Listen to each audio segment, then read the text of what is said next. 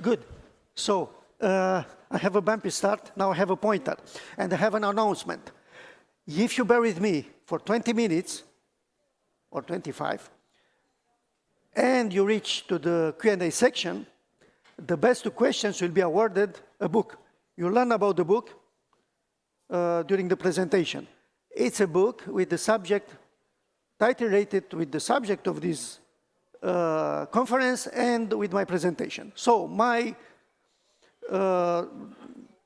presentation title is Fine-Tuning LLMs using Kaggle Models with LoRA, a lot of buzzwords. My company name, Endava, is here. If you have time after this, you can visit to the booth. We are on level -1, and you can talk more about generative AI and whatever things about data there. Good. So let's start. I'll start with the introduction about Kaggle, the first buzzword, right? And a bit about myself. Then I will explain what are Kaggle models. We'll clarify a bit what fine-tuning is for those of you that we don't know. And then I will give 2 examples on how you can use this platform, Kaggle, in this integrated environment to do 2 examples of fine-tuning for that kind of compact models that are all around now from 2 major players in the field, Google and Meta. And then we'll just go to some conclusion. Now, what is Kaggle? Kaggle, as you probably know, and I'll be very short on this for those that already know, it's a platform for competitive machine learning with over 20 million users right now. Of course, first of all, it's about competition of machine learning, but it's much more than that. It has a very large set of data sets, a section with notebooks and discussion, and all are integrated. So you have, at each competition, you have discussion and notebooks with code that you can use for submit to the competition, and it has models. Models, notebooks, competition, discussion are all integrated. It also has a very useful learning platform with hands-on courses on machine learning, generative AI, computer vision, all these subjects. And recently, the mentoring program of Kaggle and Google, Kaggle X, was integrated with the platform. So everything is in the same place. It's a lot of gamification around Kaggle, and you also have this progression system with user joining as novice, and then they can raise to contributors, experts, master, and grandmaster. We'll tell you more about Kaggle models in a minute. Oh, sorry. I'm afraid that I'm a bit back. So that was about Kaggle. Now, about myself, I work for Endava, as I said. I'm a data scientist at Endava. I'm also Kaggle Grandmaster. So that's why I'm talking about Kaggle today. And I'm also a Google Development Expert for Kaggle. You have a QR code there, so if you want to talk more about Kaggle and learn about what I'm doing there and what you can do on the platform, just scan my QR code. You can then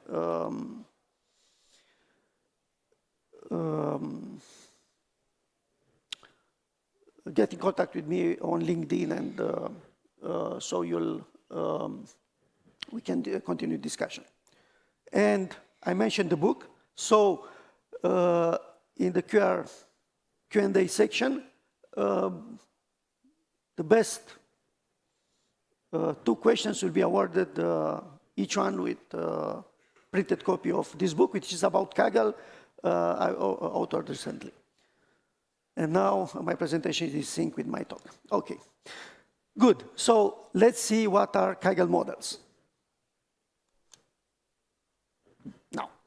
You have on the platform a landing page where you can actually find all the models. Initially, models were only by big players like Google, Meta, Alibaba, you name it. And it was a highly curated model garden, if you want. In time, they started to add other contributors, first companies, but then they opened to all users. So if you are a user of the platform, you can publish your own model. And now the number is still small, so like, you know, in Hugging Face, they reached recently like 1 million, but now they have like 10,000 models. Most of them, the most used of them are highly curated. That means very well documented. You have code examples and so on. If you want to find the specific models, you can, of course, this is Google company. You have a very advanced search. You can search by name, attributes, filter on whatever you want, task, tag, model size, framework. And of course, you can search on popularity so that you can work with the most popular models. Each model will have a model card with, as I said, a lot of details, the description of the model, data sources, the different variations, could be small, medium, large, as well as frameworks. Some of the most popular models will come with all important frameworks, TensorFlow, Transformers, PyTorch, Keras, and so you can choose not only the size, but also the framework you prefer. And you can use these models on Kaggle, on the platform. So for example, you create a notebook to use the model, and you can do all kinds of stuff with it, like try prompting it, build prototype for different application. You can fine-tune models as well. And after you modify the model, like fine-tuning, you can also publish your own version. And you can also use outside Kaggle with Kaggle Hub, which is a Python library, or using Kaggle API directly. So there are many users of the platform that are actually integrated their machine learning pipeline with Kaggle, so that they have a seamless integration. Good. So before going to the two examples of fine-tuning these commodity models on the platform, I'll just explain, and again, I hope I will not be extremely boring, a few things about what fine-tuning means and how we'll actually use fine-tuning on Kaggle. So fine-tuning, you have a pre-trained model that will be adapted or customized through fine-tuning to a specific task using a certain data set.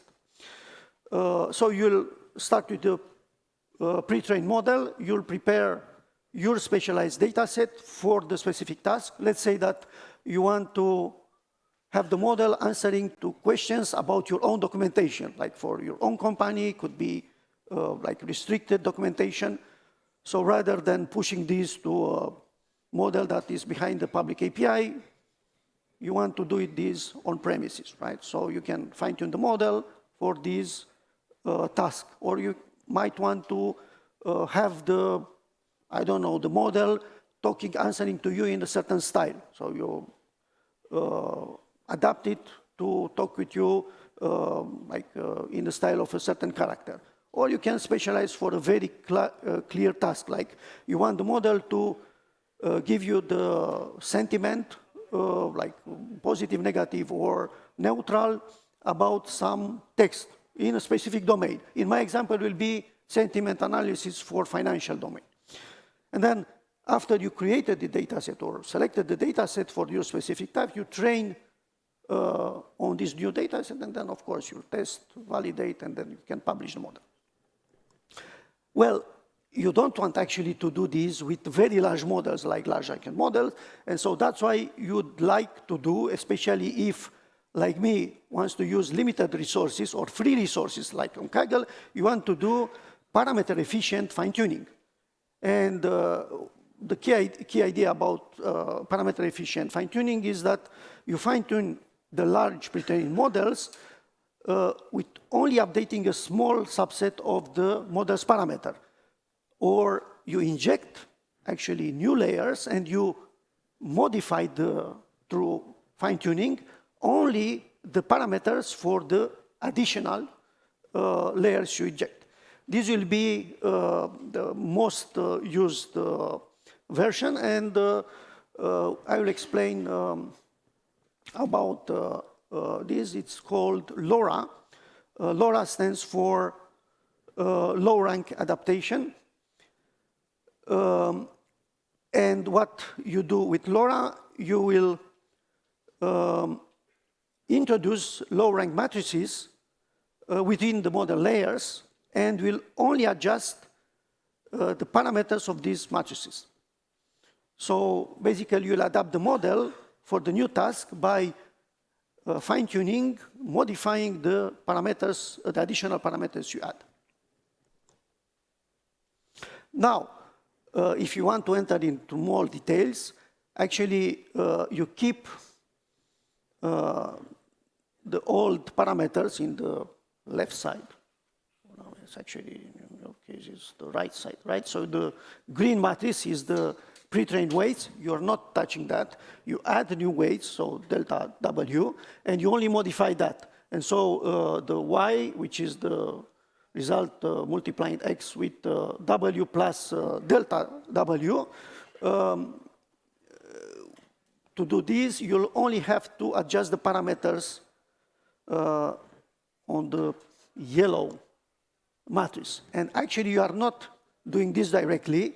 You are factorizing matrix delta W in two matrices A and B, both with rank R. And because you'll have to only adjust the parameters of these two matrices with rank R, R being much smaller than D, all you have to compute is 2 times R times D, D being the dimension of the initial matrix. So totally you'll have to adjust parameters 2 times D times R, which is much smaller than D times D, which is the dimension of the initial matrix. So and that's because you can choose a rank which is much smaller than D. So I promise you that this is the last technical part. Okay, so you do this parameter adjusting through fine-tuning in a very efficient way. On top of this, especially if you have, for your resources, a large model, still large, it's compact, but still large, you can do, on top of low-rank adaptation, quantization. So here the process will be like this. You load the pre-trained model, you apply 4-bit quantization, and then you insert the LoRA layers for adaptation. You'll fine-tune with the same algorithm as for LoRA. And then, of course, you'll integrate the LoRA layers for inference. So here, the amount of memory you need will be much smaller because from full 32-bit, for example, size, you reduce the size of store parameters. Now, from now on will be only the application. So what we'll do is to show how to fine-tune using Kaggle for 2 different tasks these large language models. First example, with a model from Google DeepMind, Gemma 2B. We'll use framework Keras.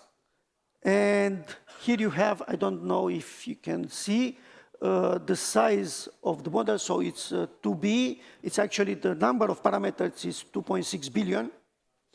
And the number of trainable parameters, it's, so it's 2.6 billion. So it's a lot to do. And so, but if we enable LoRA, in this case we do with a very with a rather low rank, it's 5. The number of resulting training parameters will decrease from 2.6 billion to 3.6 million. So it's much smaller, right? Almost 1,000 times smaller. And because of this, you'll see the time for fine-tuning on a very low-spec GPU, which is available for free on Kaggle platform, will be quite small. But before doing fine-tuning, you need to prepare data set. The first task here is to do question answering for a corpus that was not included when GEMA 2B was trained. And in this example are Q&A about Kaggle docs. But of course, you can take your own documents, could be internal documents in your company, and do the same exercise. Just replace actually the data. Of course, you'll have to provide samples of questions and answer. And in this case, when we'll fine-tune the model, we'll create this prompt with this pattern where we have the category. In our case, it's competition, data sets, models, whatever things we want to document around the Kaggle. We have questions and the answer. And when you'll prompt the fine-tuned model, you'll provide the same structure of prompt with the questions, category questions, and the model will answer with the expected answer. So I will not enter in the details about how we how you fit this model. But the important thing that I want to highlight is the time. So for 20 epochs here, with LoRA rank 5, we get around 20 minutes. On very low-end spec GPU, which is available for free on Kaggle, is P100. Probably you will not want this kind of your home laptop. But again, this is free of charge. You have a quota, but this will refresh every week. So if you are just wanted to learn how to do fine-tuning in your own backyard, this is the tool to use for you, right? So you don't need the cloud credits. It's totally free. Good. So after you fine-tuned, of course, you can test. In this case, we'll just test with relevant questions. And once you are happy, of course, you can do multiple iterations until you're happy with the result. You can publish the models. As I said, you can publish, of course, you can publish on Hugging Face as well, but you can publish on Kaggle with only one comment. In this case, Keras NLP will have a specialized command for this, but otherwise you can use Kaggle Hub. And once you saved, you have already prepared the model card, where you can add, of course, more documentation. And you can make this public and distribute if you want to be famous, right? So, author of models. Now, it was very fast, but if you want to have the full code, just scan the QR code. I like when people are scanning the QR code. Okay, and this is a link to the notebook on Kaggle. So you can fork it on the platform, or you can download and do your own magic on your paid subscription in any cloud. Right, okay, this was the first example. So very simple task, question answering. Now we have a different task. This task will be more interesting because we want the large language models to give answers to everything. But we'll see that we have Llama 3, which is, wow, one of the most clever models around. How well will answer to questions specialized. So we want to assess the sentiment for phrases from financial domain. Okay, fine-tuning Llama for this task. But first, we want to quantize the model because for our resources quite big. Then we'll prepare the prompts. We want for our testing set to prompt Llama 3 to give to each sentence the sentiment score, either negative, neutral, or positive. And then, of course, we'll evaluate Llama for this test set where we know the expected answer, right? Because we already have labeled data. Then we'll see the result. And then we'll do the fine-tuning and see again the result after fine-tuning. And of course, we look to how expensive it is. Now, yeah, so this is just how you initialize the model. By the way, here you'll use also quantized configuration and also the auto tokenizer. In this case, we are using transformers. So I'll not bore you with Kaggle or Google only frameworks, right? So this is the most popular. Now, for preparing the data set, I repeat a bit. So I will load the data set. By the way, there is an example of the phrases, right? So just a sample. We load the data set. We actually will prepare balance because this data set is quite unbalanced with respect of the sentiment, as not all sentiments are regularly represented. So we'll create train and test quite balanced. And then we prepare the prompts, and then we'll use the prompts to query the large language model. And here is what we obtain if we apply this very clever model to our problem. Again, we have the expected answer, and because you know the expected answer, we know how accurate is actually Llama 3 for this data set.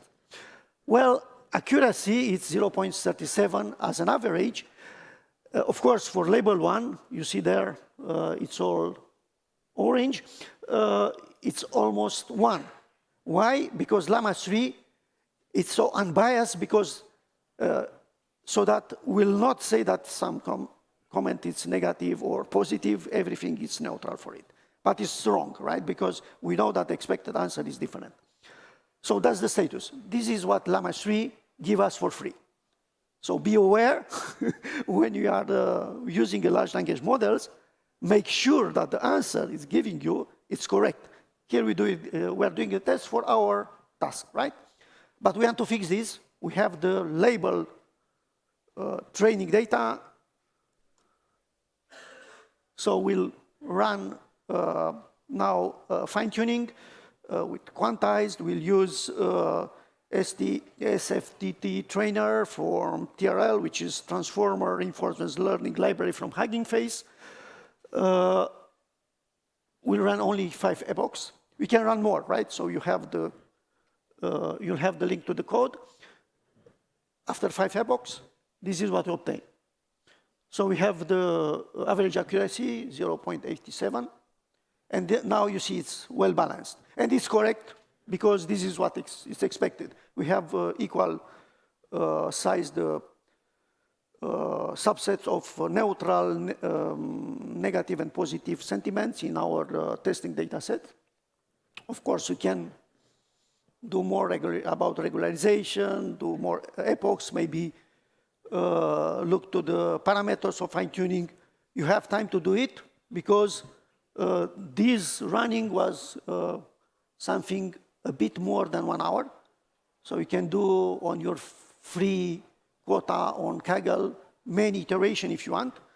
But that is the what we obtain only after 5 steps, right?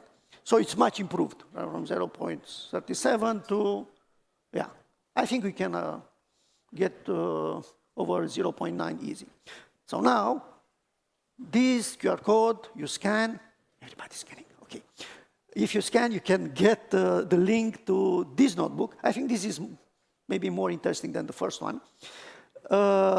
It's also on Kaggle. So, that was all about fine-tuning. I have some conclusion, but actually it's, you know, more than takeover.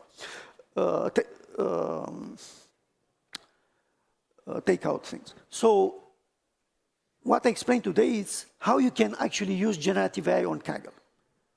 I remind you, Kaggle is this platform. It's a very popular platform for machine learning where people normally go for competitions, but you can do much more. If you want to learn about generative AI, it's a very good place because you have in only one place many examples. Each model card, especially the popular one, comes a lot of documentation and code examples, including mine. And you can, of course, after you browse through a very large library of models, you can load the models, fine-tune, but you can also do various experiments, like trying out prompts or prototyping application, like retrieval augmented generation or AI agents. And the link there, like the QR code, it's a link to my portfolio of notebooks on Kaggle. You can find there a lot of examples how you can experiment with generative AI, totally free of charge, in a safe environment, very much integrated, right? Good. So this is all I wanted to present you today. I think we still have time for a few questions. Thank you very much.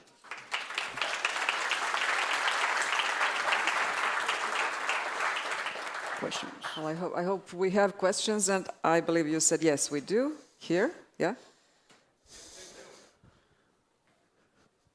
Thank you for bringing the closer fine-tuning process and demystifying it. I was wondering if you can name some use case or use cases where you wouldn't use LoRa for fine-tuning, but you would rather do it traditionally or some other method. In many cases, and I will say also for our, because this was like open source, right? In many commercial projects, we'll always choose for our clients the solution around generative AI which best fit his needs. For example, if his use case will be to have an interface to discuss with his internal documentation, a better, which also evolve continuously, a better approach is to build a solution based on retrieval augmented generation. In some other cases, you will prefer fine-tuning. In some cases, we prefer to do fine-tuning plus retrieval augmented generation. So you can do all kind of combination. Thank you. Okay, here, please. Here. Yep. In the fourth row.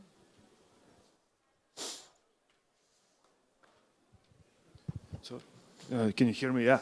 Thank you for this lecture. It was very insightful. And I would like to ask you, according to your experience, what is the level of magnitude of data required, like a minimal magnitude of data required? Is it hundreds of question and answers or instructions, or it's like thousands, tens of thousands? It's a very good question. Thank you very much. It's not very easy to answer, but what is the minimal to get meaningful results? Yeah, it's a very good question. So the answers, it's related with the space you want to explore. Like in the example of Kaggle, it's a very small documentation.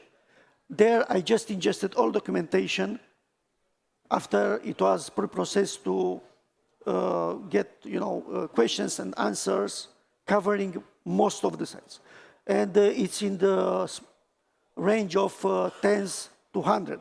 In the example with sentiment analysis, the all data set I wanted to use to spatialize the model through fine-tuning was in the range of 5,000 to 6,000.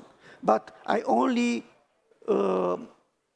extracted to get this 0.87 accuracy, a total of 1,800 samples with 300 subsamples for each sentiment, equally in test and train. For very complex tasks, the amount of data could be much higher. The answer is the size, it's related with your specific task. I just gave two examples, but maybe we can discuss after that and see for your specific task what is it. And it's also the rank, if you are doing this parameter efficient with LoRa, fine-tuning, the rank of the matrix is important because if the task is relatively simple, you can do it with a very small R, but for more complex tasks, you probably need also to increase R. By the way, the R was much higher in the second example. Thank you. Thank you very much. I believe that was all for today. I'm afraid we are running out of time. We need to do more questions because they will do... Okay, let's have another one. Yeah. It was you here, yeah, in the second row. People want to give me the books, so sorry. Okay. Thank you for a great We have to presentation. take care of the time. I'd like just to ask, here What is the relation between the rank of the matrix and the fine-tuning time? Is it linear, exponential, or something else? I didn't get the part. What is the relation between rank of the matrix and the fine-tuning time? Time?